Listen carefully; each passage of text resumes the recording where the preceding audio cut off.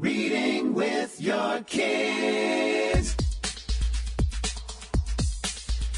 Hey, so great to see you. Come on in, have a seat, relax, take a load off. Hi, my name is Jedley, and this is the Reading with Your Kids podcast. We are coming to you from the lovely neighborhood of Reedville in the southwest corner of Boston, Massachusetts. We are so happy and delighted that you are part of our beautiful Reading with Your Kids family. We have another Bostonian joining us here today. Her name is Elaine Carrier, and she is here to celebrate her wonderful, wonderful kidlet, the Chatterbox Girl. Before Elaine joins us, I want to let you know that this episode of the Reading with Your Kids podcast is brought to you by Laurie Wright and her wonderful book, I Can Handle It. If you are around kids these days, you may have noticed that many of them don't realize how very capable they really are.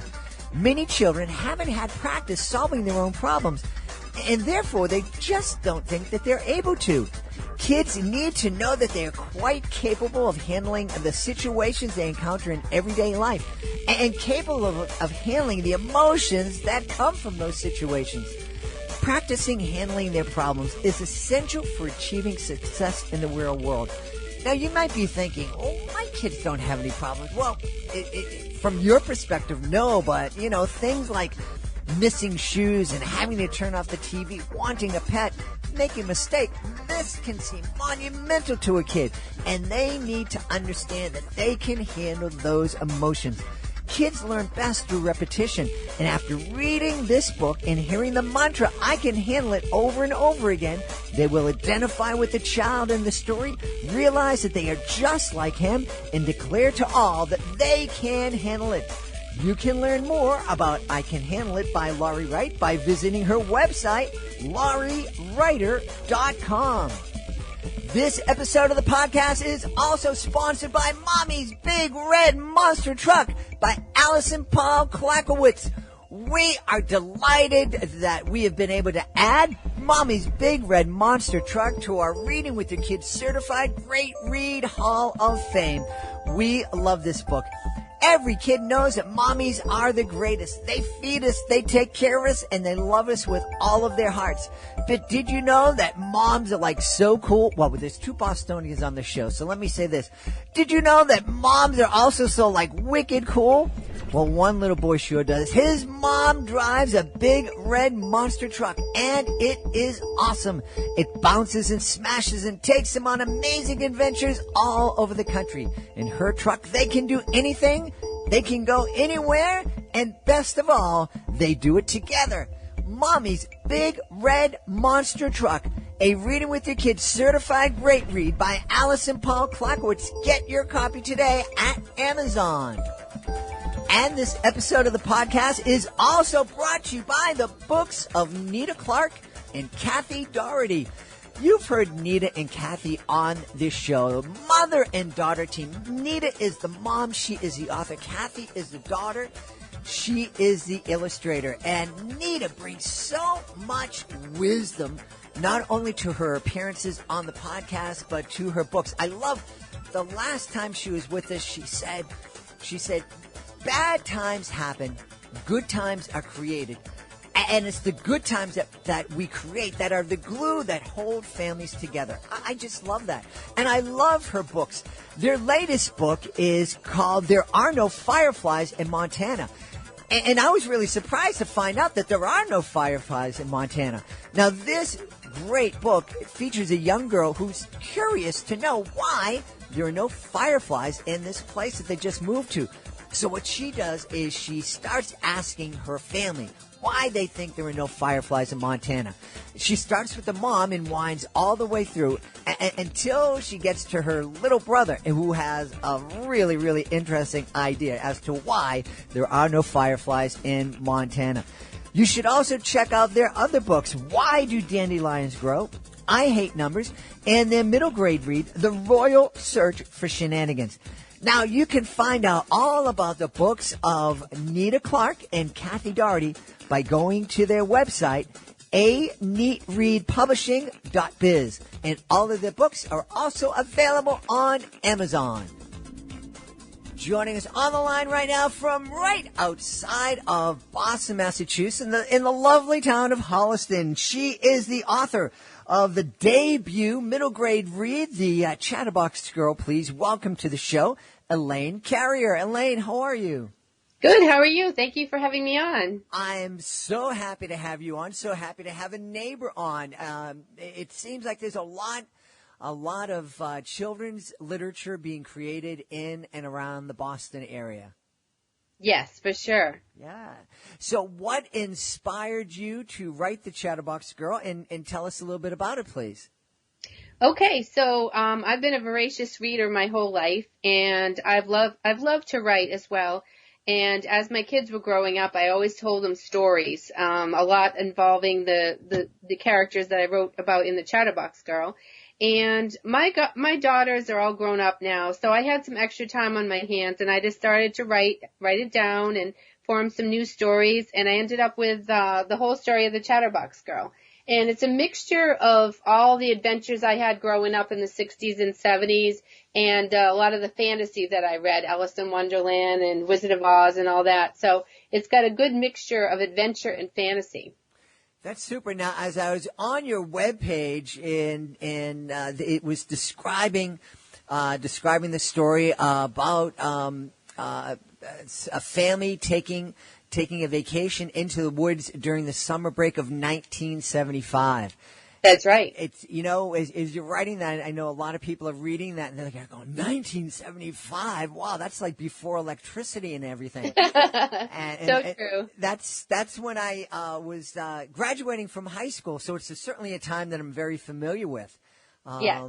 What kind of differences and I imagine a lot of the parents here that are listening too really have no idea how different life was back in 1975. Talk a little bit about that. Okay, well, I've been finding that the kids who are reading my book are loving it, but the parents are loving it as well, because a lot of them grew up during those times and they can really associate with it. For instance, no cell phones, no computers, basically no electronics at all. And the kids were out all day long, very independent, not attached to their parents like they are now.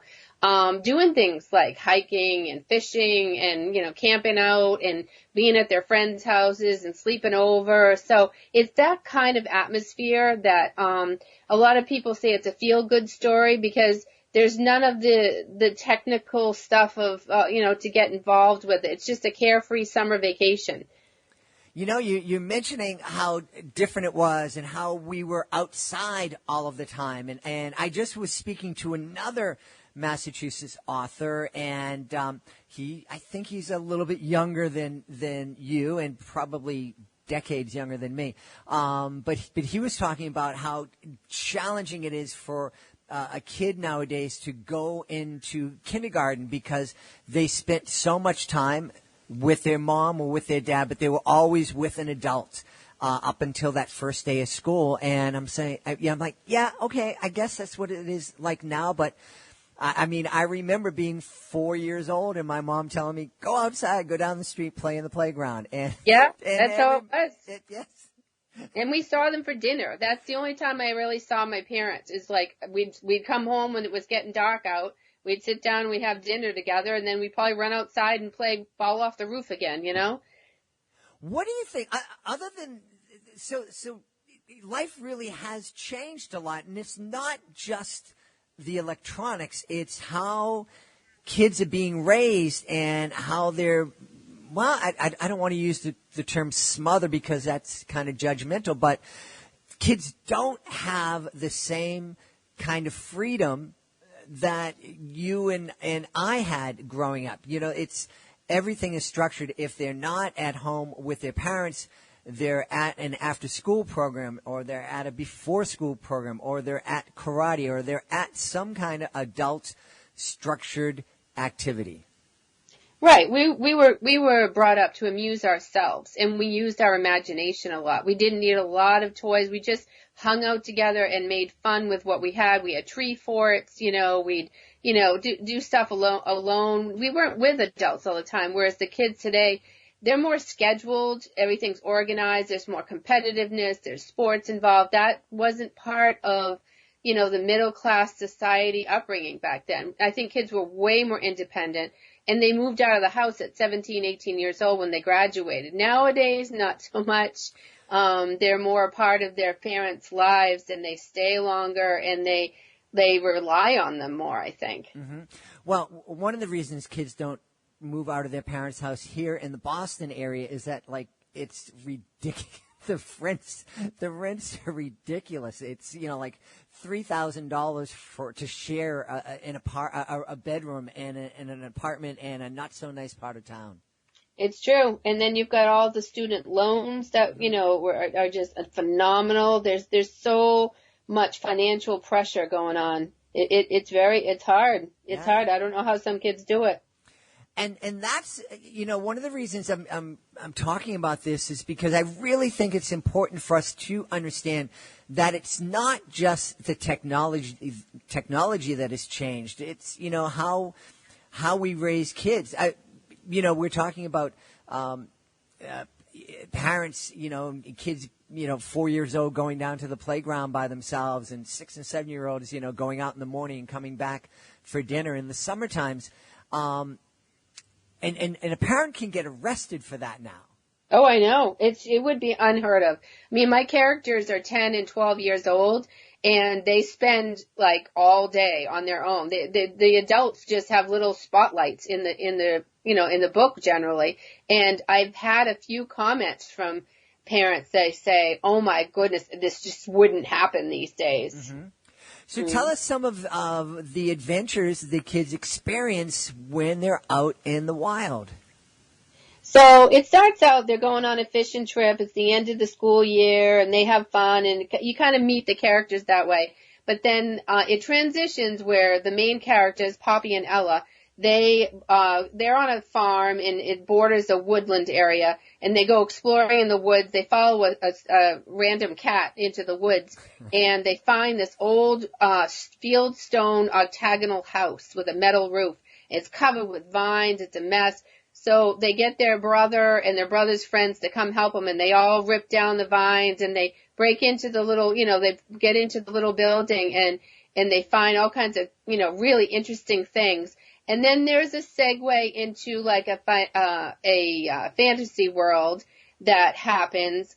People have said that my book is kind of like a mix between Alice in Wonderland and Charlie and the Chocolate Factory. You've got the quirky characters and the fantasy part, but you also have the ongoing adventures of the kids where they go and they come back, and it becomes a life-changing adventure.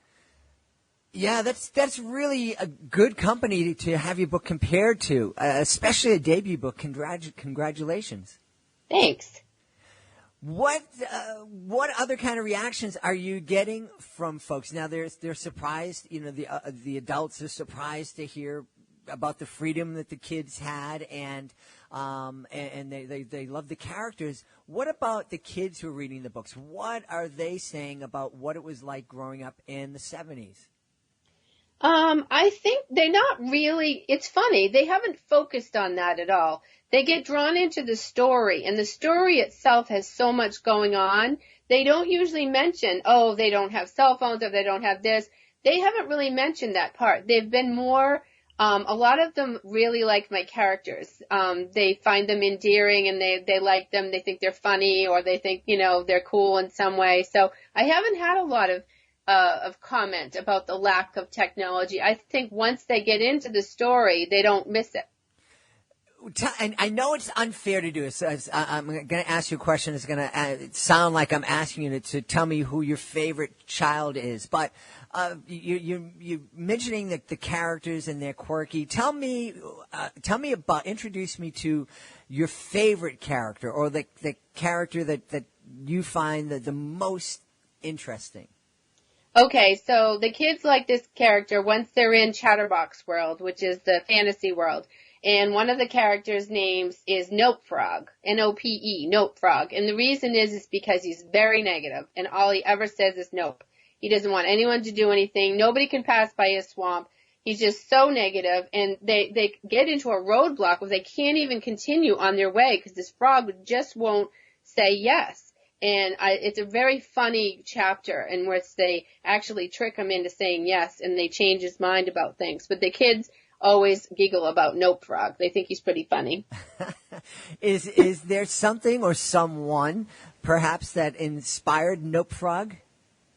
I think that my book is a combination of a lot of people in my family, a lot of people I grew up with, kids that I went to school with. It's kind of like all the imagination kind of just poured out into the adventure story. And I think people who really know me, like family members or close friends, they get a kick out of it because they're saying, oh, I think I know where this came from or where that came from. I think it's little bits of people and that I've met all kind of thrown together. You know, one of the things that's changed between then and now, and it's probably a good change. My daughter, you're mentioning Nope Frog, and you know this is a funny name, and he got his name because of his attitude. My daughter's always horrified when I tell her the different nicknames of the kids that we grew up with. Right. You look back, they're kind of funny, but they're also they were kind of, well, they were describing people, but not that they weren't the most flattering descriptions of our neighbors and our friends. Right, right. And there's an underlying message in a lot of underlying messages throughout the story that I've kind of slipped in there subconsciously. One of the kids is autistic, another kid is blind, another kid's being bullied at school. And, you know, it's the kind of thing where when we were growing up, there was a lot of bullying. And, I mean, a lot of things were acceptable back then that aren't now. And I think the underlying message throughout the whole book is just, it's a lot easier to just look at people for what they bring to the table and for how good they are rather than finding fault with how they, you know, with what they are or how they are. So there's a lot of that underlying message all the way through too. So. Mm-hmm. Now you mentioned that one of your characters is autistic. Yes. Now that is not a word that I even heard until the 80s when I went into human services and was working. And at that time, you know, the autistic kids were very, very rare and it was very severe. Is this, you know, how did you kind of fit that in, this autistic kid in the 70s when we weren't really even aware of this thing called autism existed, and certainly weren't aware that it existed to the extent that we're aware of today? Well, my nephew's son is autistic, and he inspired me to include an autistic child in the book because he is brilliant, and he's creative, and he's strong, and he's got a great personality, but he communicates differently. He doesn't really talk. He'll say little short phrases, and he thinks that my nephew says happiness comes across in colors, and when he's upset, the world vibrates. So I had him be a character in the book that really didn't do a lot of talking, but he did a lot of courageous, heroic things. He was strong. He was, you know, he had ideas.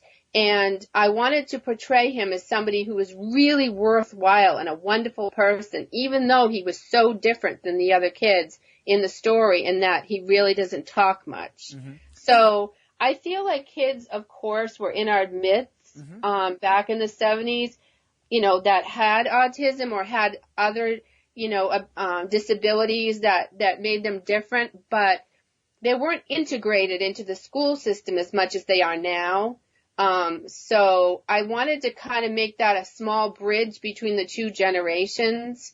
So I felt that because I knew my nephew's son and I kind of could depict him properly, that I added him in. Yeah, well, I certainly look back now, and there are absolutely at least 3 or 4 of the kids that I went to school with that I would bet, you know, would bet the house that they fell somewhere on the spectrum.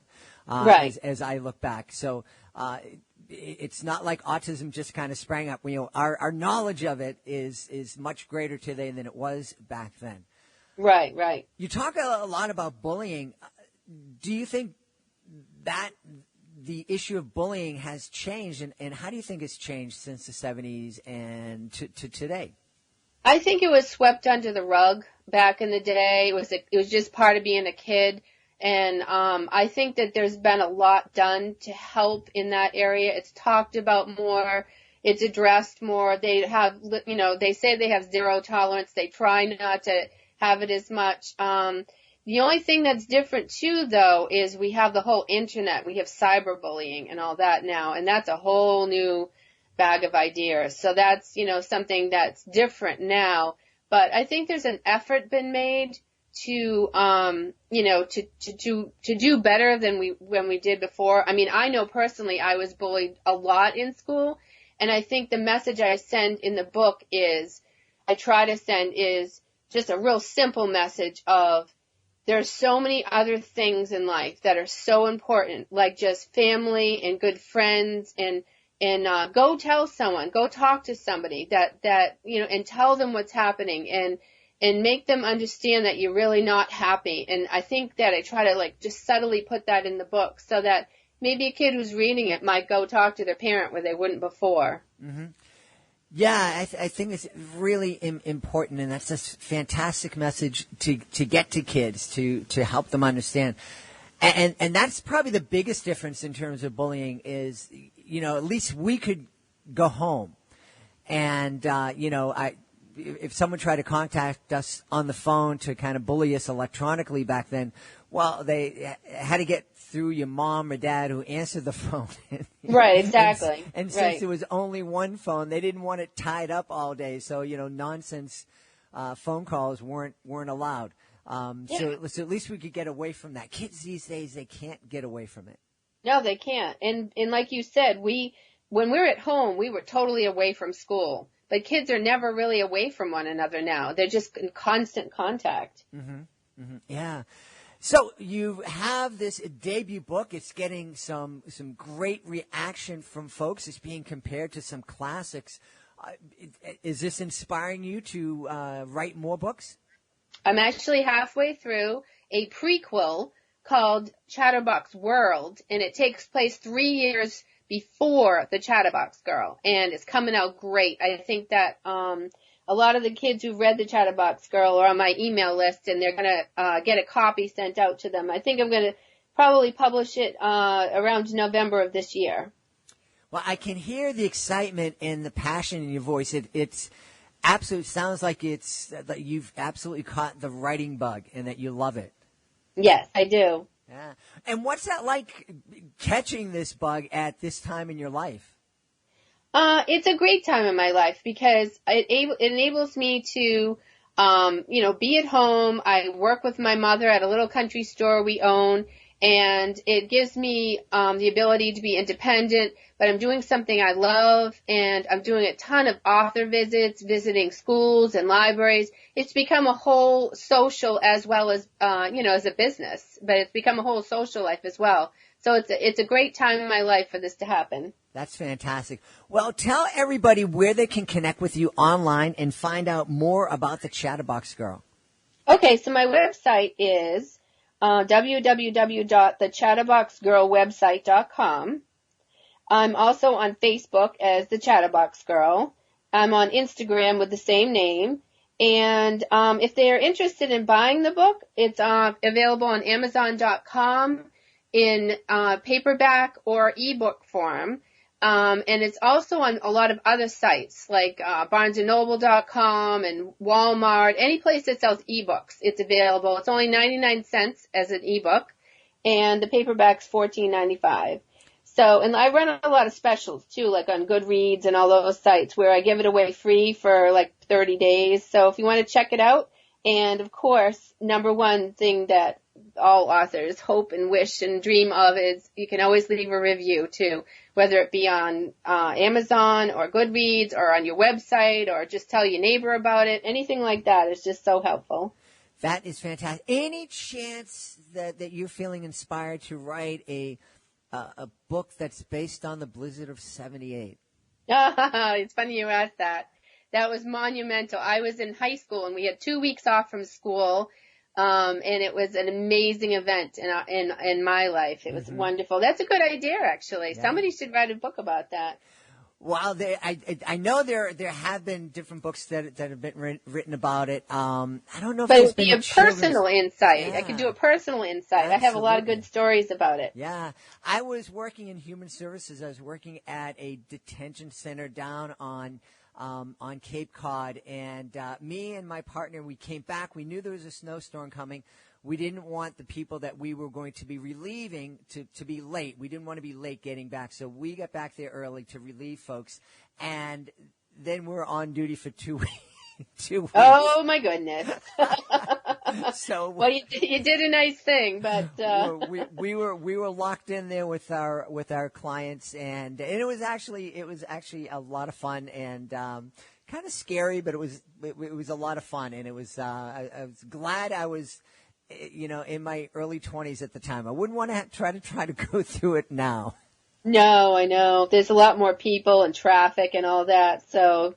Like I said, it was a simpler time when we were growing up. Things were, a little bit easier, I think. That is true. Mm-hmm. Well, we've had such a great time talking about this debut middle grade book, The Chatterbox Girl.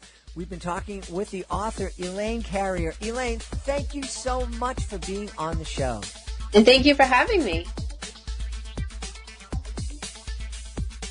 Please be sure to join us for the next edition of the Reading with Your Kids podcast. Our guest will be coming to us from Calgary in Alberta. He is the author of Munchy Munchy Cookbook. His name is Pierre Lemire. Pierre Lemire will be here, another great author from our friends at Familia's Publishing. If you are the author of a great children's book, you may have been surprised to find out that once your book was published, you take off that writer's cap and you have to put on the marketing director cap. That's right. You, as an author, especially as an author of an independently published book, you are responsible for marketing your book. And that can be really, really challenging. It can be challenging when you have a whole marketing department behind you. It can be really challenging when you're doing it all by yourself. Well, we don't want you to do it by yourself. We want to help you out. We have a number of great author services that can help you promote your book. We talked earlier on about Allison Paul Clackowitz's Mommy's Big Red Monster Truck. It is a Reading with Your Kids certified great read. We've established a panel of evaluators, the kids, parents, and teachers, and if they think that your book is worthy of 4 or 5 out of 5 stars, it becomes a Reading with Your Kids certified great read. And with that status comes all sorts of great tools to help you promote your children's book. Find out about it today by going to our website, readingwithyourkids.com. We want to thank the folks who made today's show so very wonderful. Elaine Carrier, make sure you check out her book, The Chatterbox Girl. We also want to thank Anita Clark and Kathy Doherty. Be sure you check out their books on aneatreadpublishing.biz.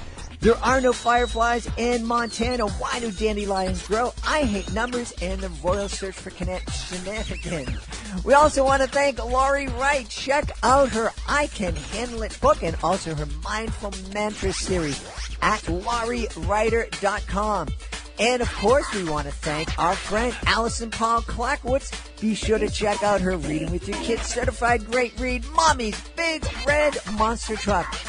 I want to thank my producer, Fatima Khan, for all she does for the show. Check out her blog on readingwithyourkids.com.